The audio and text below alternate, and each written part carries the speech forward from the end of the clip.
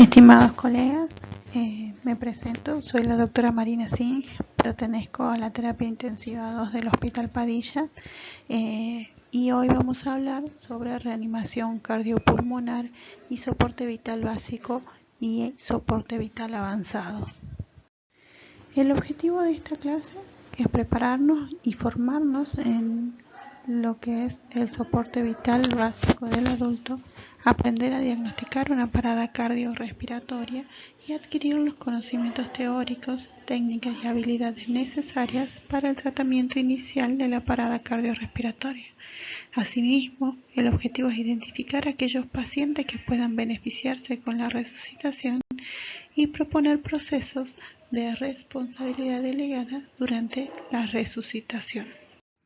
Es importante tener en cuenta que el corazón se encuentra dentro de una cavidad cerrada, denominada caja torácica, en donde interacciona con el sistema respiratorio. Estas interacciones varían de paciente a paciente, bien si el paciente se encuentra ventilado o si se encuentra con ventilación espontánea, y esto tiene distinto impacto tanto en la precarga como en la poscarga cardíaca, lo que es de especial importancia en el momento en donde debemos optimizar el débito cardíaco y la entrega de oxígeno hacia los tejidos. Para poder desarrollar y adentrarnos en nuestro tema, hay conceptos que debemos tener en claro. Por ejemplo, ¿qué es una parada cardiorrespiratoria? Nosotros decimos que es la interrupción brusca, inesperada y potencialmente reversible de la circulación y la respiración espontánea. Se dice que es brusca porque existe una instauración aguda y reciente. Decimos que es inesperada porque no es consecuencia de una enfermedad terminal, y potencialmente reversible porque no existen signos biológicos de muerte o imposibilidad de supervivencia. Aquellas personas que pueden llegar a sufrir un paro cardiorrespiratorio y a las que consideramos pacientes de riesgo son, por ejemplo, los pacientes diabéticos, hipertensos, aquellos pacientes que son fumadores, los estresados, los sedentarios y los pacientes obesos. Debido a que la parada cardiorrespiratoria es repentina, a menudo se encuentra relacionada con enfermedad de las arterias coronarias. Por lo tanto, son ellos pacientes los que podrían tener una alta mortalidad.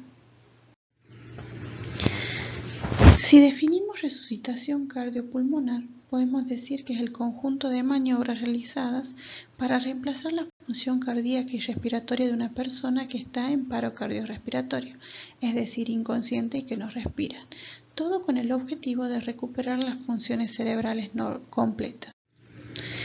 Decimos que este método de recuperación en general es llevado a cabo por el Servicio de Emergencias Médicas, tiene un promedio de supervivencia cuando se encuentra o se realiza fuera del hospital del 6.4% y con un programa de RCP avanzado o disponiendo de un DEA, de un desfibrilador externo automático, la sobrevida puede aumentar hasta un 74%.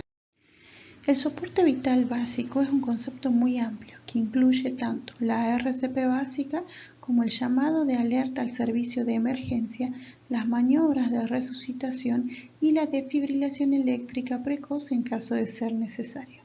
Puede suministrarse por personal sanitario capacitado como médicos, enfermeros o técnicos en emergencias médicas o por cualquier otro tipo de persona que tenga conocimiento sobre el mismo. Por lo general se realiza en situaciones de emergencia prehospitalaria y se lo llama básico porque se realiza sin ningún tipo de instrumento ni uso de fármacos o maniobras invasivas, a diferencia del soporte vital avanzado. El soporte vital avanzado constituye uno de los eslabones de la cadena de supervivencia, que incluye acciones encaminadas a prevenir, tratar y mejorar la supervivencia de los pacientes que sufren una parada cardiorrespiratoria. El objetivo, o que comprende, primordialmente la optimización de las maniobras de soporte vital básico y se continúa con este tipo de maniobras mediante drogas, fluidos, monitorización y tratamiento de las taquiarritmias en caso de ser necesario. También incluye el manejo de la vía aérea y de la ventilación y obviamente las consideraciones de cada una de las situaciones especiales del paciente en estado crítico. Por su lado, la cadena de supervivencia es aquel conjunto de acciones que unen a la víctima de una parada cardíaca súbita a la supervivencia. Implica reconocer una persona de riesgo, llamado al 911, la desfibrilación precoz en caso de ser necesaria y el soporte vital avanzado, también los cuidados por resucitación. Entonces, debemos tener una serie de consideraciones. Lo que conocemos ahora es brindado por múltiples guías, entre ellas las guías de la AJA, las guías de ILCOR, las de resucitación de la Sociedad Europea, que todas nos brindan información como una receta que hay que adecuarla y aplicarla a cada uno de los pacientes. Entonces, sabemos que es la cadena de supervivencia. Va a ser diferente la cadena de supervivencia que va a tener un paciente en el prehospitalario y en el posthospitalario en caso de que el paro cardiorrespiratorio se produzca fuera o dentro del hospital, pero implica el reconocimiento precoz de la urgencia, la RCP precoz, la desfibrilación precoz y obviamente el soporte vital avanzado y los cuidados por resucitación. Debemos tener en cuenta que las guías no definen una única manera en que puede hacerse la resucitación, simplemente son orientativas para llevar a cabo de forma segura y eficaz los procedimientos. Todo abordaje debe realizarse mediante un equipo de reanimadores para poder asegurar las funciones orgánicas y la reversión de la causa del paro.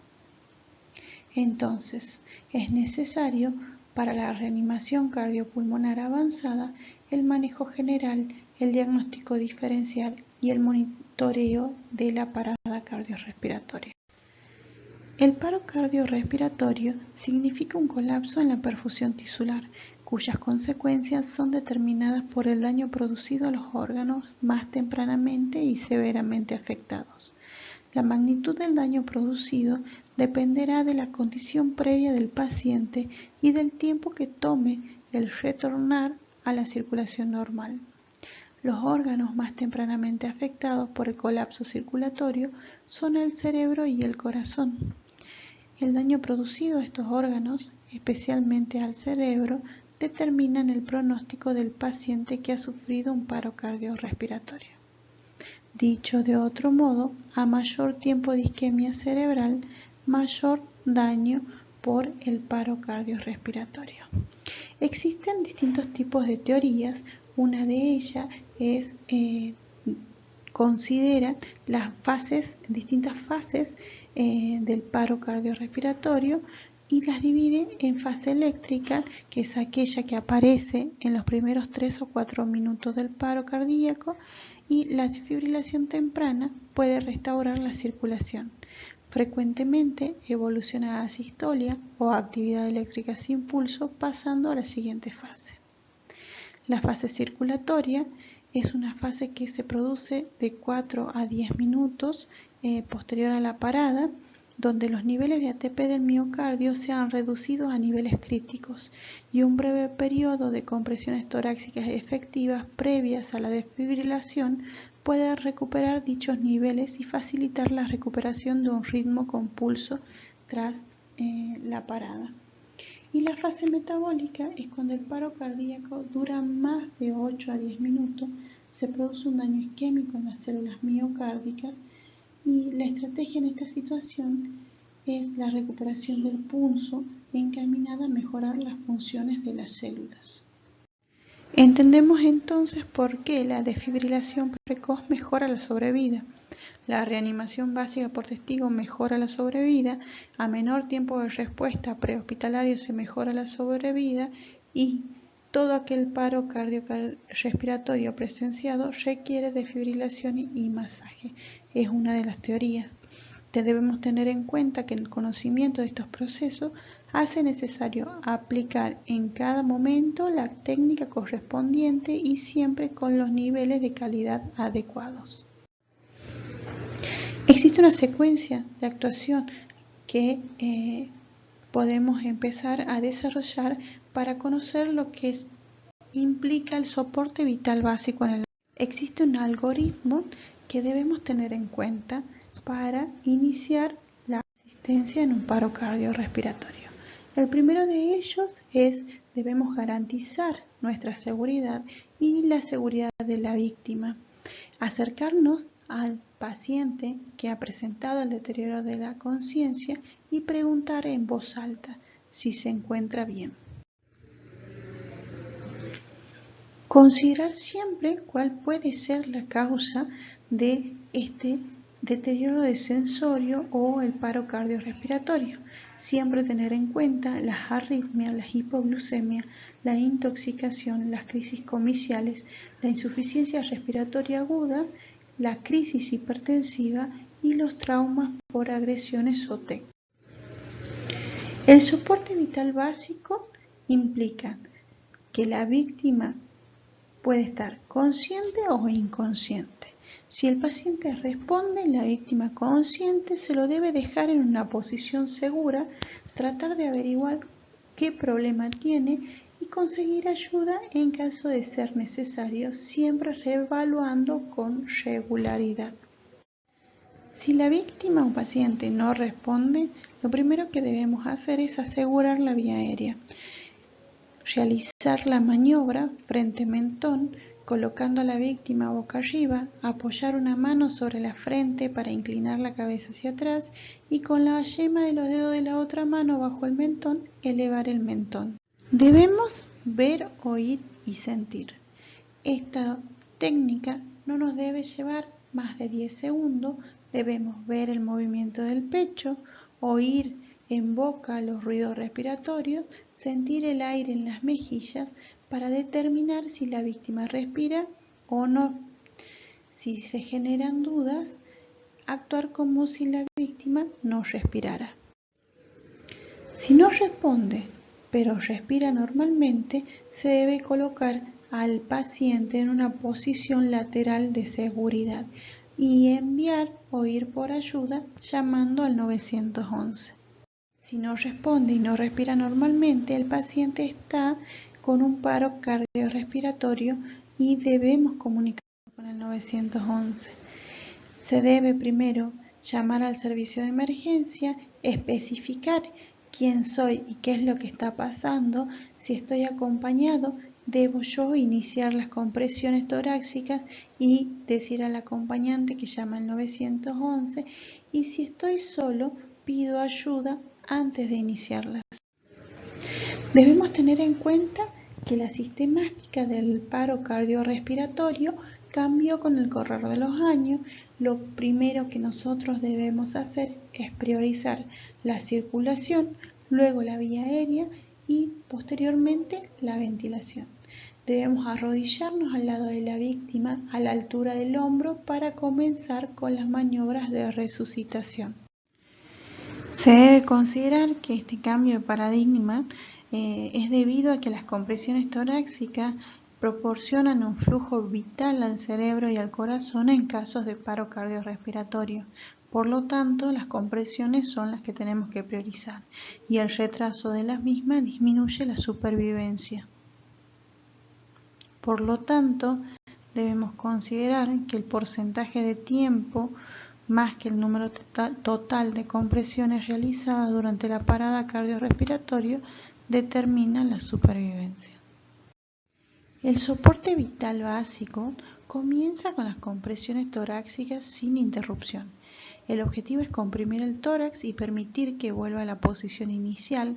La sangre sale del corazón al comprimir y vuelve al relajarse el tórax, permitiendo la correcta irrigación cardíaca mediante la perfusión de las arterias coronarias y la irrigación cerebral y de otros órganos vitales. Al iniciar las compresiones torácicas es necesario arrodillarse al lado de la víctima, colocar el talón de una mano en el centro del pecho, el talón de otra mano por encima, entrelazar los dedos y iniciar el masaje. ¿Cómo se debe masajear? El movimiento del masaje debe ser un movimiento de báscula en donde la articulación de la cadera sea la que realiza el movimiento y el cuerpo con los codos trabados caiga sobre el paciente con todo su peso. El tiempo de compresión debe durar lo mismo que el tiempo de descompresión y el tórax debe desplazarse 5 centímetros. Las compresiones torácicas deben tener un ritmo que oscile entre 100 y 120 por minuto y el tiempo de compresión debe ser igual al tiempo de descompresión, reduciendo al máximo las interrupciones entre descompresiones. Luego del primer ciclo de 30 compresiones hay que realizar apertura de la vía aérea y dar 2 ventilaciones. Luego continuar con ciclo de 30 compresiones y 2 ventilaciones. Si usted no se anima a dar ventilaciones, continúe solo con las compresiones. Entonces, la ventilación de rescate consiste en realizar la maniobra frente-mentón, pinzar la nariz y permitir que la boca se abra, pero manteniendo el mentón elevado. La maniobra frente-mentón básicamente tiene como objetivo adaptar la postura del paciente para facilitar la respiración, la cual nos va a ayudar a dos cosas. Por una parte, evitará que la lengua obstruya la vía aérea, algo muy habitual cuando se relaja la mandíbula, de manera que facilitaremos la respiración o prepararemos a la víctima para realizar la reanimación cardiopulmonar. Y por otra parte también nos ayuda a observar si existe algún objeto que impide el paso normal del aire.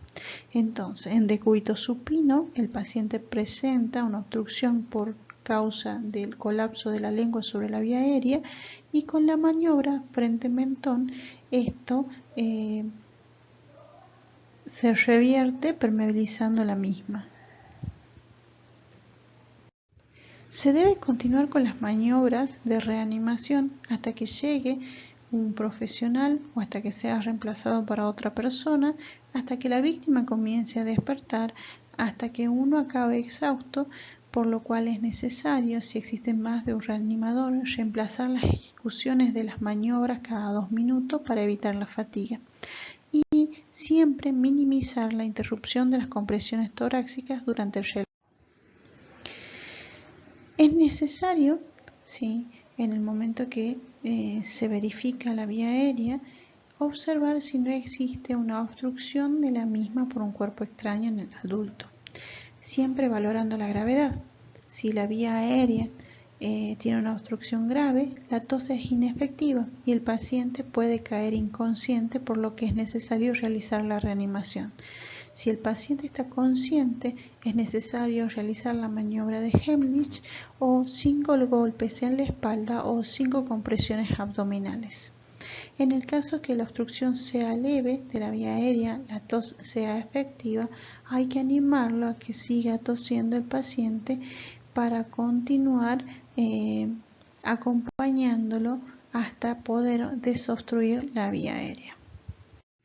Es necesario tener en cuenta entonces que para iniciar un soporte vital básico en el ámbito prehospitalario debemos asegurar el lugar, reconocer el paciente o la víctima del paro cardiorrespiratorio, activar un sistema de respuesta de emergencia e iniciar inmediatamente las compresiones.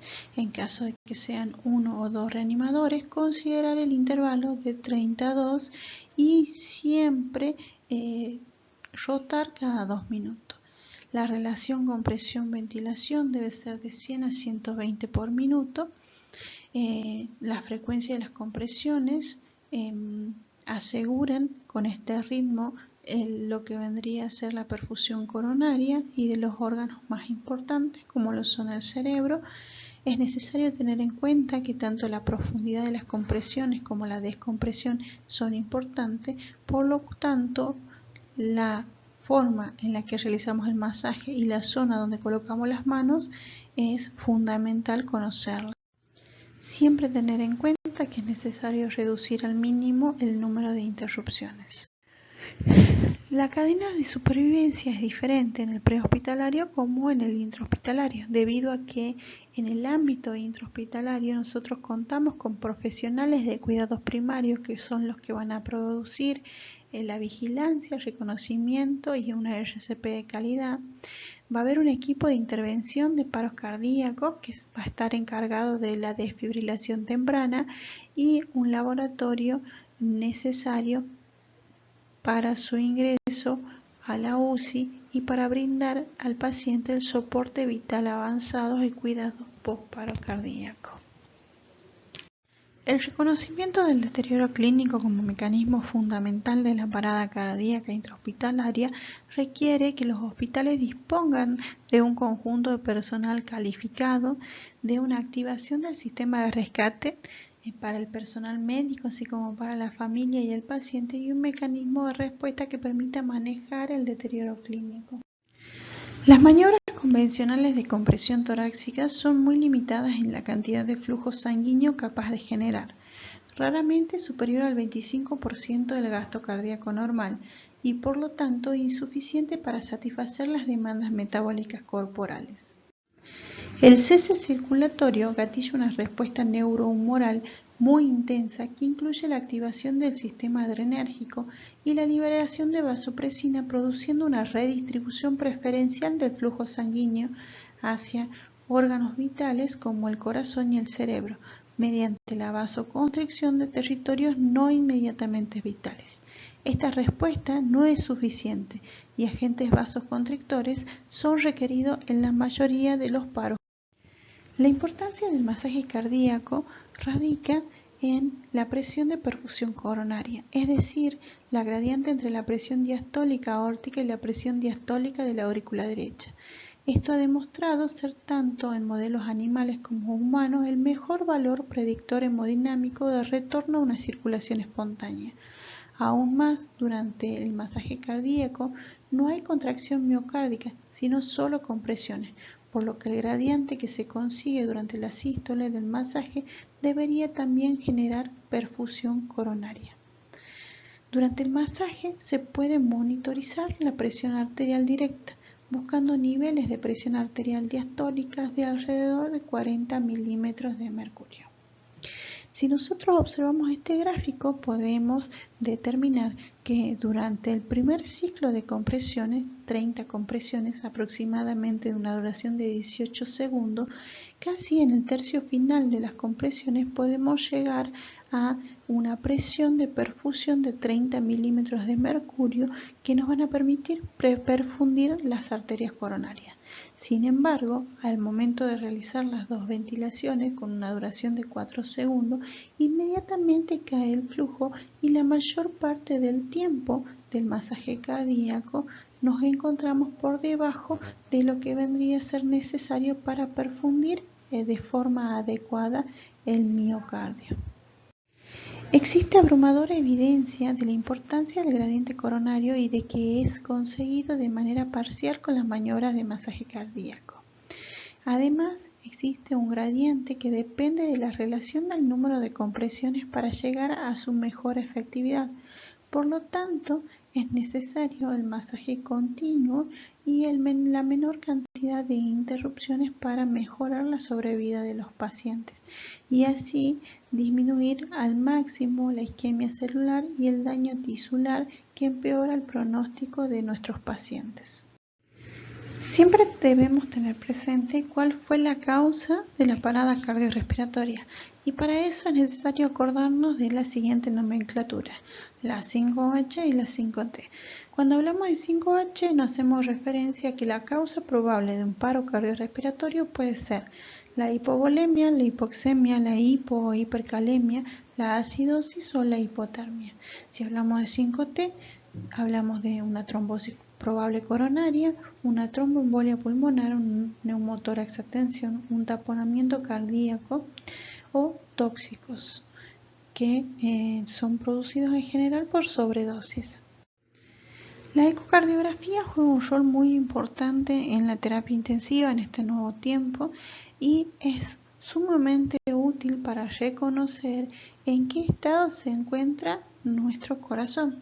Así nosotros podemos identificar un corazón normal, un corazón que presenta hipovolemia, aquel que sufre un taponamiento cardíaco o indirectamente podemos inferir que un paciente presenta signos compatibles con un tromboembolismo pulmonar. Dentro de las causas o las etiologías, la monitorización por electrocardiografía también es muy importante. En los distintos cambios que se producen en el electrocardiograma podemos determinar si estamos ante una hipercalemia, por ejemplo. Haciendo un ecocardio podemos determinar si existe un derrame pericárdico o no. Haciendo una ecopleura podemos determinar si el paciente tiene o no presencia de un neumotórax, y obviamente que un ecocardiograma nos ayuda a determinar si existe una sobrecarga o no de las cavidades derechas y la probabilidad o no de que un paciente presente un tromboembolismo masivo. Al realizar una reanimación cardiopulmonar avanzada también debemos tener en cuenta la cadena de supervivencia. Entonces, nosotros pedimos ayuda al identificar al paciente de riesgo, se coloca al paciente en decúbito dorsal, se abre la vía aérea con la maniobra frente y mentón. Si se dispone de suficientes reanimadores, se utiliza una estabilización manual alineada para minimizar el movimiento de la cabeza. No debe tardarse más de 10 segundos para determinar si la víctima se encuentra o no respirando normal o si su respiración es agónica. Es necesario entonces tener en cuenta la maniobra frente y mentón. Y a su vez es necesario tener en cuenta las maniobras de la C y de la D para poder permeabilizar la vía aérea. Cuando nosotros realizamos una permeabilización de la vía aérea para el aporte de oxígeno suplementario en el ámbito intrahospitalario, utilizamos la unidad bolsa válvula máscara, que consiste en una bolsa autoinflable con entrada y reservorio auxiliar para oxígeno y una válvula unidireccional que evita la reinhalación de CO2. Un adaptador estándar permite retirar la máscara y utilizarla en caso de que nosotros realicemos una intubación endotraqueal y poder utilizarlo con el tubo endotraqueal. Es necesario siempre que existan 2 operadores entrenados para la manipulación de la vía aérea. Esta es la válvula o la unidad bolsa válvula máscara que ya conocemos todos. Son diferentes modelos. Quien tenga experiencia deberá valorar el pulso carotídeo en menos de 10 segundos. Si hay duda, debe comenzar inmediatamente las maniobras de reanimación, siempre efectuar 30 compresiones torácicas seguidas de 2 ventilaciones, y en caso de ser 2 o más operadores va a tener una enorme importancia, ya que va a asegurar la alta calidad de la reanimación o de las compresiones con mínimas interrupciones.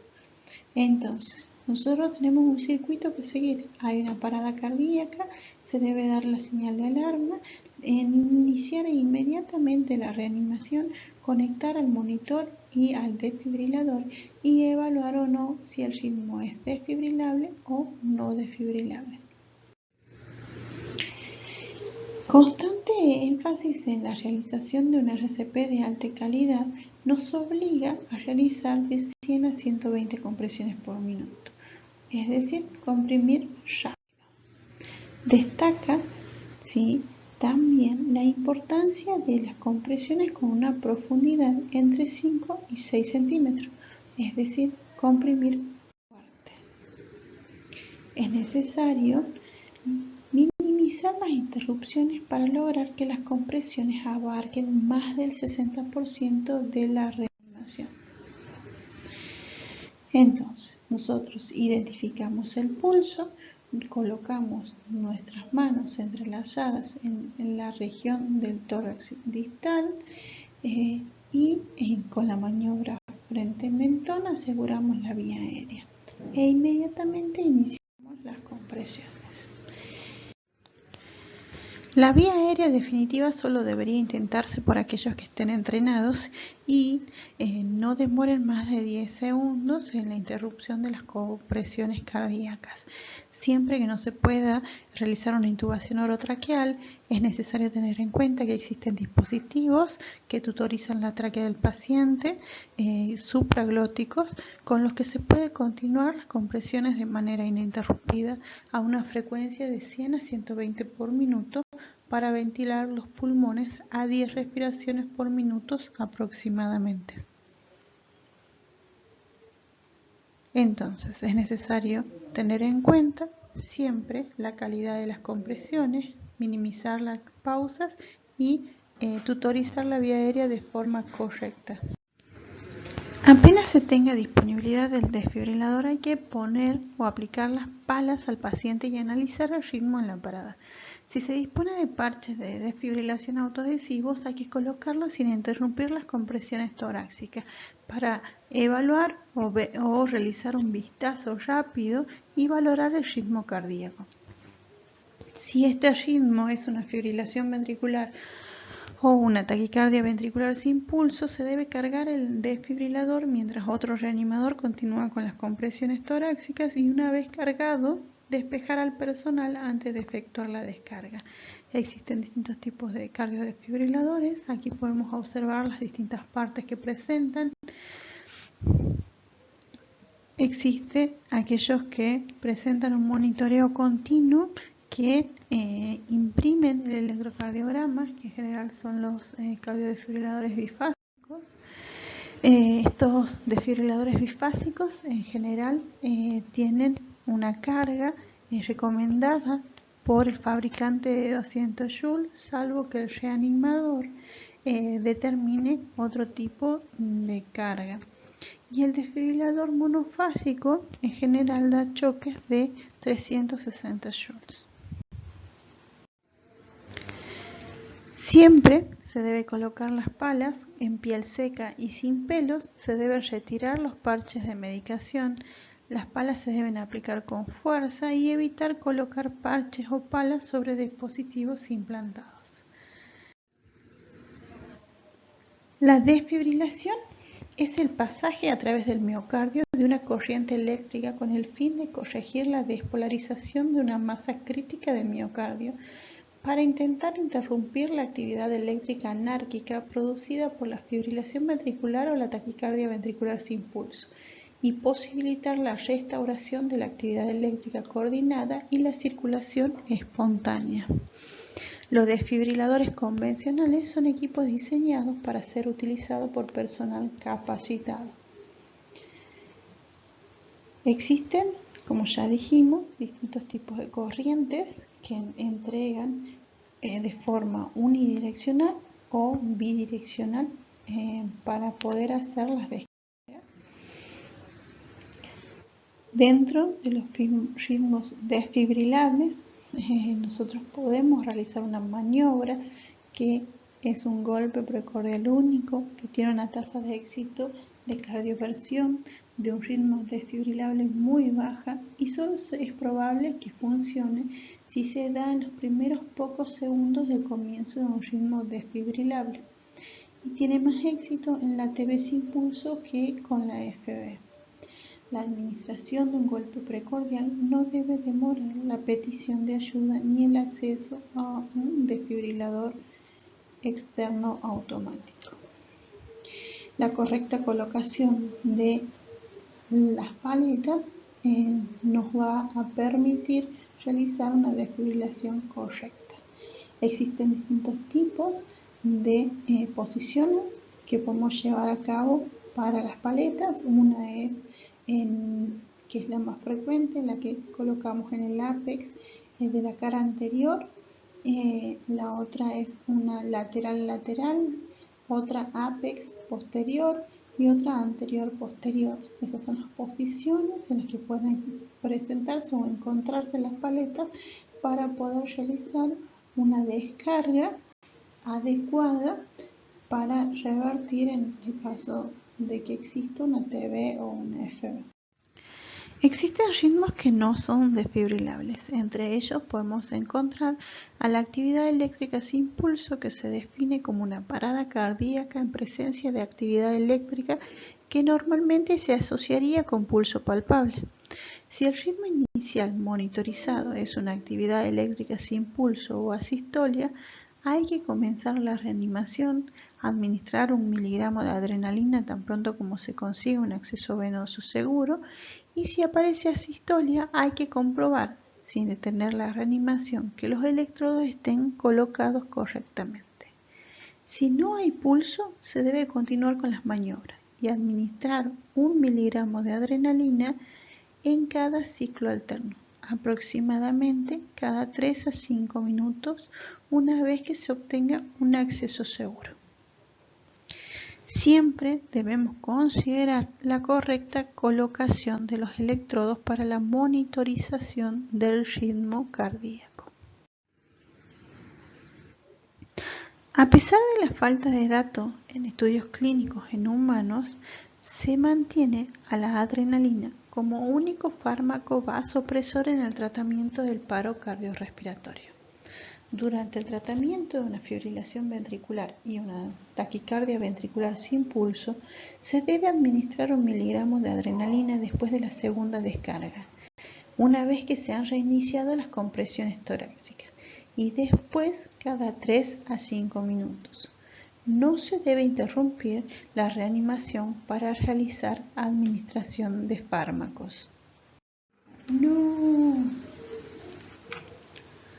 Aunque no hay evidencia que la administración de ningún fármaco antiarrítmico de forma rutinaria aumente la supervivencia al alta hospitalaria, se mantiene la recomendación de administrar amiodarona en la FB o la TB refractaria después de la tercera descarga, con una primera dosis de 300 miligramos y una segunda dosis de 150 miligramos.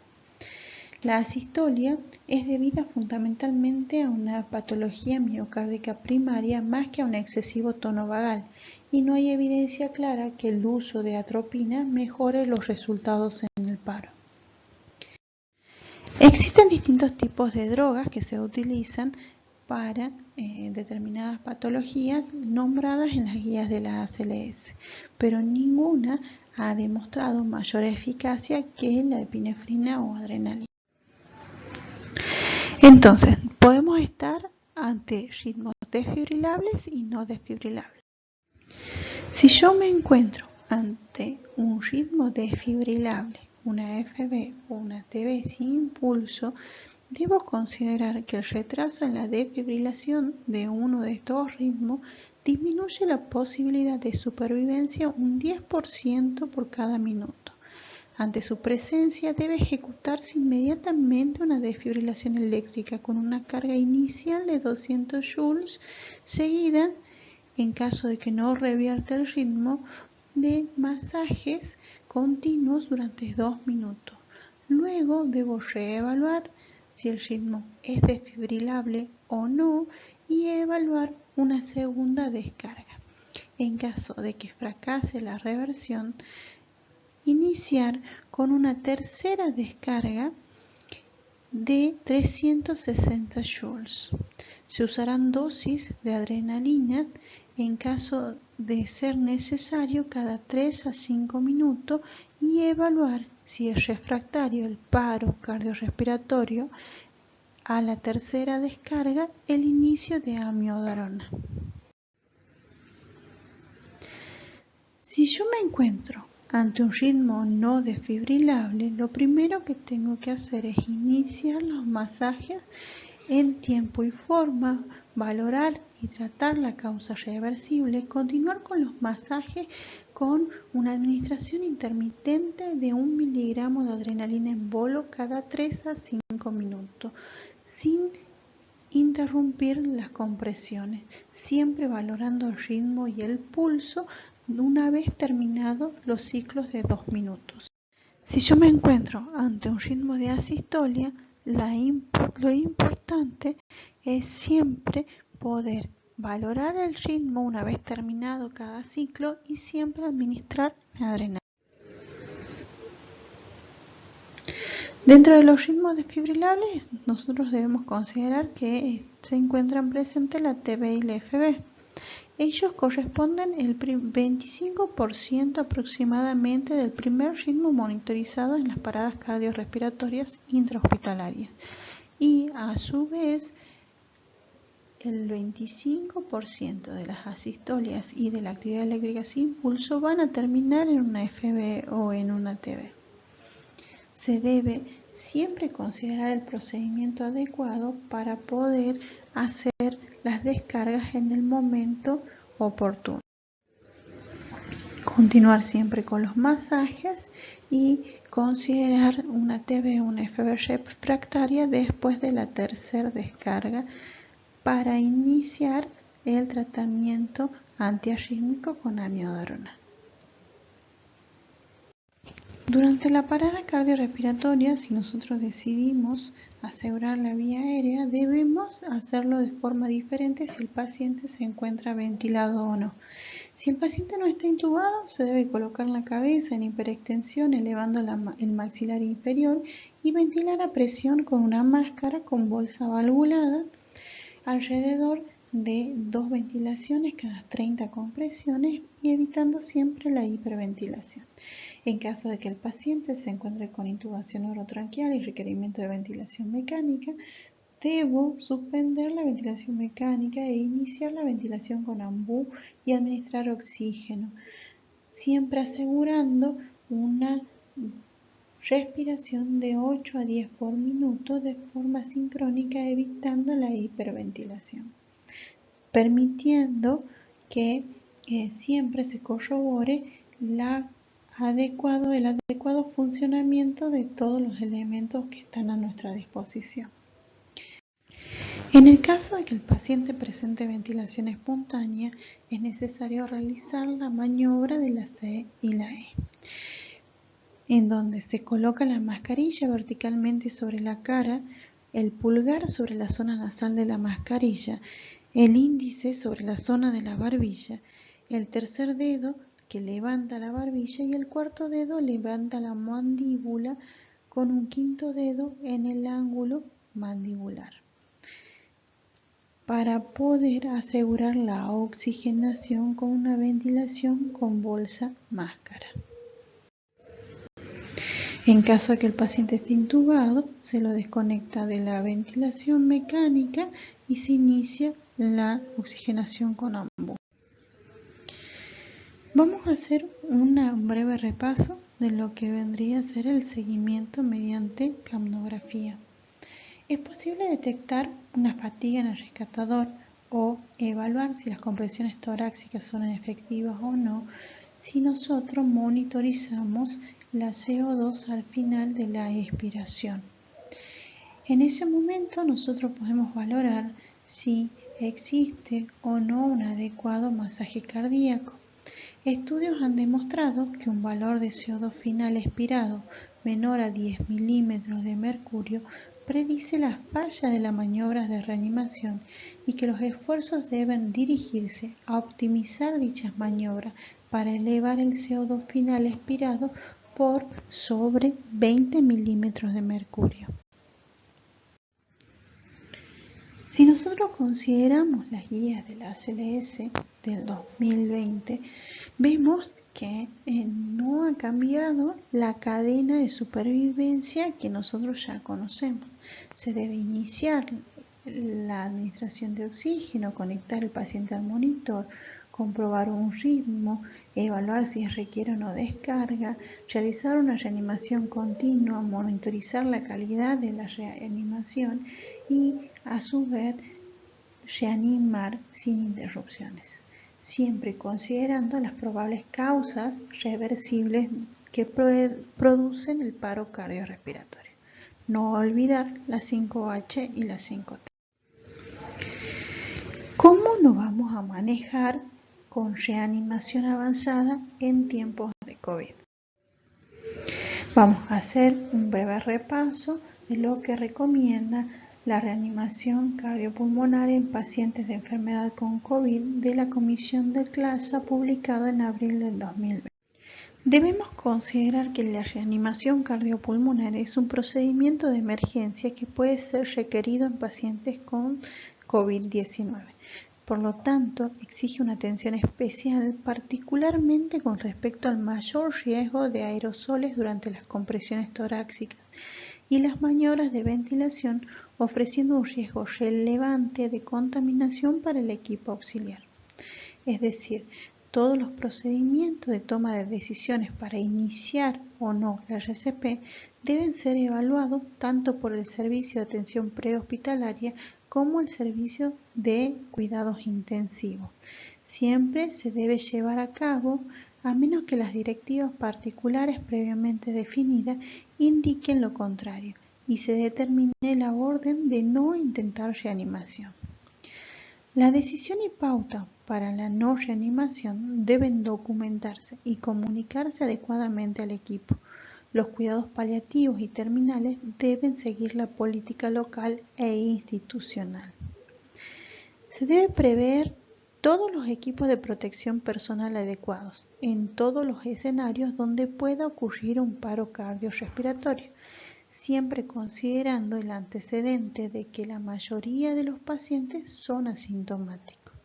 Es importante, por eso, evaluar la incidencia de las enfermedades cardiovasculares que llegan hasta un 10.5% en este tipo de pacientes, con una alta mortalidad. La causa de estas complicaciones en general fueron arritmia y lesiones miocárdicas agudas. Todos los reanimadores deben disponer y haber hecho el entrenamiento previo del manejo de equipo de protección personal para atender a los pacientes con COVID. Como mínimo deben presentarse 3 reanimadores, un experto en el manejo de la vía aérea, un integrante que realice las compresiones torácicas y un encargado del manejo del monitor, del cardiodesfibrilador y de la administración de medicamentos. Cada 2 minutos se hará cambio entre los reanimadores que manejan la vía aérea y las compresiones. Entonces, se debe tener una toma de decisiones en el tratamiento o no de las emergencias documentadas, asegurar siempre la escena y no reanimar en los fines de cuidado de la vida. Si el paciente no responde y entra en paro cardiorrespiratorio, debo evaluar siempre el ritmo y el pulso, evaluar si tengo un ritmo desfibrilable o no y siempre seguir las guías de la CLS recomendada. Si el paciente tiene pulso pero no respira, proporcionar ventilaciones de rescate y activar el sistema de respuesta de emergencia, siempre continuando las ventilaciones, y si se sospecha la presencia de alguna sobredosis de analgésico, evaluar la administración de antídoto. Recordar que aunque significa una demora en el inicio de las compresiones torácicas, la seguridad del equipo es una prioridad y el uso de EPP adecuado es indispensable para el equipo que asiste al paro cardiorrespiratorio. No se debe realizar ningún procedimiento sin la instalación previa del equipo de protección personal completo, incluido el inicio de las compresiones torácicas y los procedimientos en las vías respiratorias. Si yo tengo un paciente con COVID-19 y a eso se le suma un prono asociado a su tratamiento para mejorar la ventilación, ¿cómo comienzo o cómo inicio un soporte vital avanzado? De la misma forma que lo haría en un paciente en decúbito dorsal. Primero confirmo el paro cardíaco, busco ayuda, comienzo con la reanimación cardiopulmonar con la diferencia que mis manos van a estar ubicadas en el nivel medio torácico entre las escápulas. Proporciono un aspío al 100%, acomodo las almohadillas de desfibrilación en la línea medio axilar izquierda y en la escápula derecha o vía axilar, y mediante la guía de soporte vital avanzado monitorizo o no mediante en Tidal la efectividad de mis masajes, siempre verificando el ritmo cada 2 minutos. Y en caso de ser necesario continúo con el masaje, o en caso de considerarlo necesario vuelvo al paciente supino. También en prono se puede desfibrilar al paciente. Recordar disminuir la exposición del reanimador, priorizar las estrategias de ventilación y oxigenación con bajo riesgo de aerosolización, planificar y considerar la RCP en forma apropiada, siempre con todos los elementos de protección necesarios en pacientes con COVID positivo. Vamos a hablar brevemente de lo que es el síndrome postparo cardíaco. Nosotros consideramos que es una entidad clínica que se produce como consecuencia de la aplicación de maniobras de reanimación que consiguen reanudar la circulación espontánea después de un paro cardiorrespiratorio.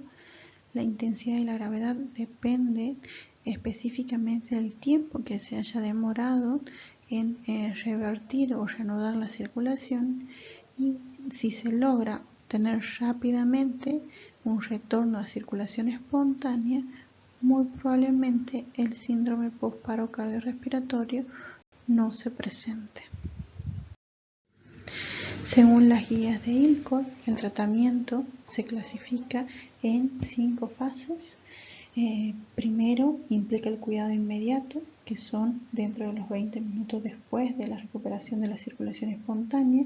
Una fase precoz, desde el minuto 20 a las 6 a 12 horas, donde es necesario instaurar las medidas protectoras críticas y terapéuticas en la terapia intensiva.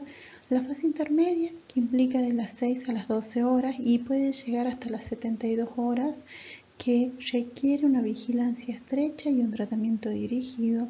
La fase de recuperación, que comprende a la víctima o al paciente más allá de las 72 horas, cuando tiene un pronóstico ya definitivo.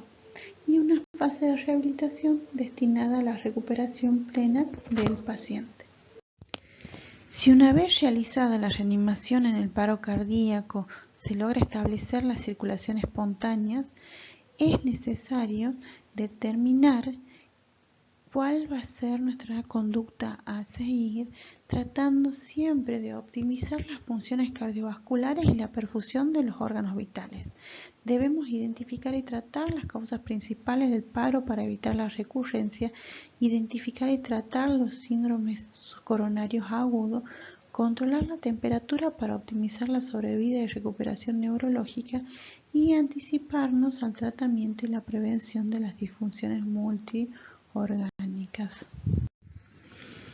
El objetivo del tratamiento postparo cardíaco es disminuir los efectos perjudiciales de las injurias por revascularización, ya sea a nivel cerebral, a nivel miocárdico o a nivel sistémico.